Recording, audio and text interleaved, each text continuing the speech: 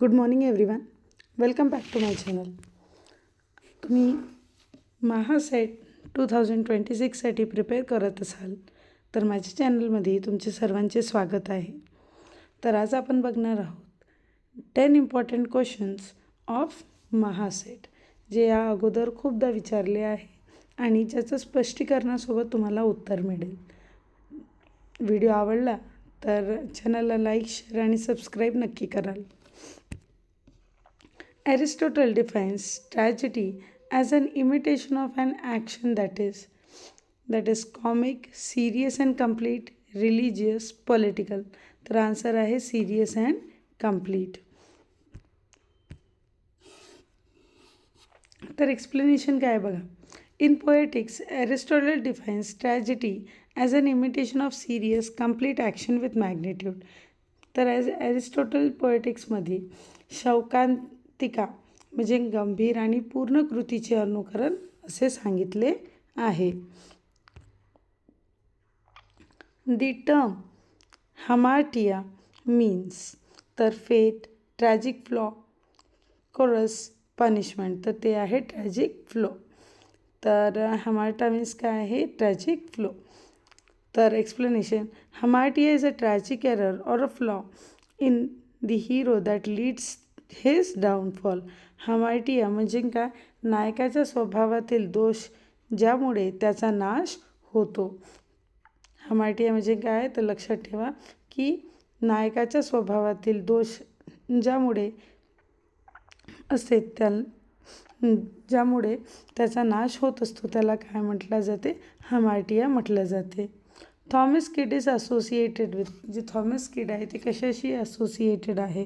तर ते आहे रिव्हेंज ट्रॅजेडीशी रिलेटेड आहे. थॉमस किड.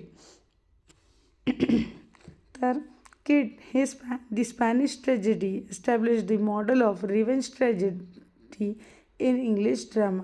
जी किड्सची ट्रॅजेडी आहे त्यांनी ड्रामामध्ये एक न्यू हे आणलं आहे, मॉडेल आणलं आहे, ते आहे रिव्हेंज ट्रॅजेडी.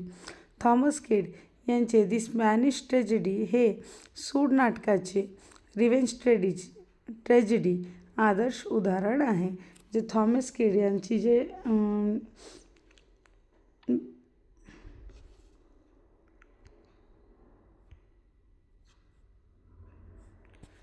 तर ते काय आहे? सूड नाटकाचे मीन्स रिव्हेंज ट्रॅजेडी याचे उदाहरण आहे.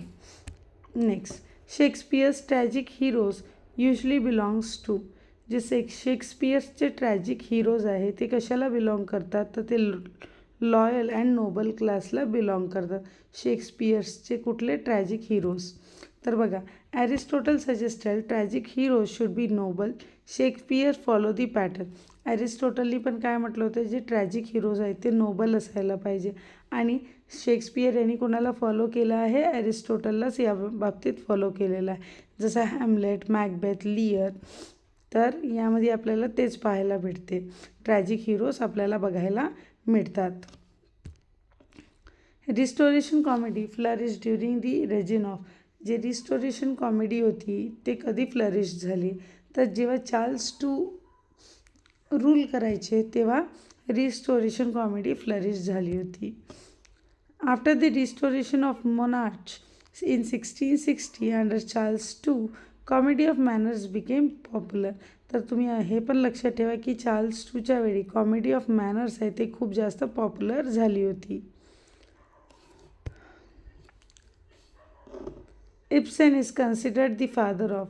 जे इब्सेन आहे ते कुणाचे फादर आहे? तर realistic drama. Ibsen is known as the father of realistic drama. Henrik Ibsen introduced realistic settings and social problems into modern drama. Henrik Ibsen यांनी ही वास्तववादी नाटकांची सुरुवात केली. The term epic theatre is associated with. जे epic theatre आहे ते कशाशी रिलेटेड आहे? ब्रेच्ट याच्याशी रिलेटेड आहे. तर बघा, Bertolt Brecht developed epic theatre to promote rational thinking instead of emotional involvement. तर बर्टोल्ट ब्रेख्ट यांनी प्रेक्षकांनी भावनिक गुंतवणूक न करता विचार करावासाठी यासाठी एपिक थिएटर विकसित केले. तर कशासाठी विकसित केले आहे? प्रेक्षकांनी भावनिक गुंतवणूक न करता, त्यांनी भावनिक गुंतवणूक नाही केली पाहिजे आणि विचार करून कुठल्याही गोष्टीचं डिसिजन घेतलं पाहिजे, त्यासाठी त्यांनी एपिक थिएटर विकसित केले.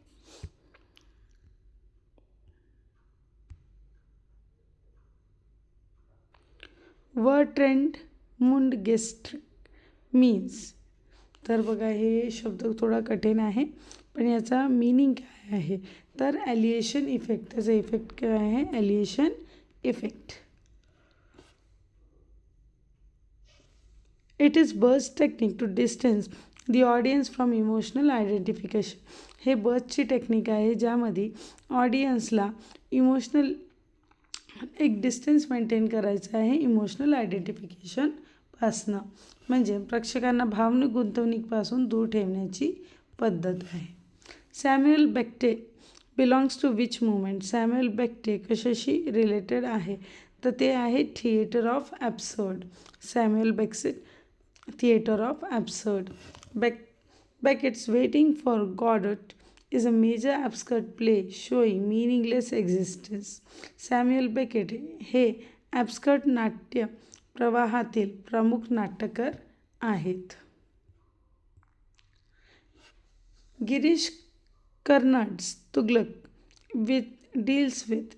गिरीश कर्नाड्सची तुगलक आहे ते कशाशी डील करते? तर ते मेडिव्हियल मेडिव्हियल इंडियन रूलरशी रिलेटेड आहे. तर बघा, Tughlaq portraits in 14th century Sultan Mohammed bin Tughlaq.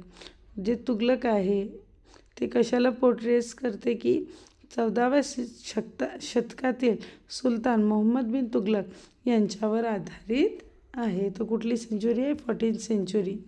Thanks for watching. Video आवडला तर चॅनलला लाईक, शेअर आणि सबस्क्राईब नक्की करा. थँक्यू.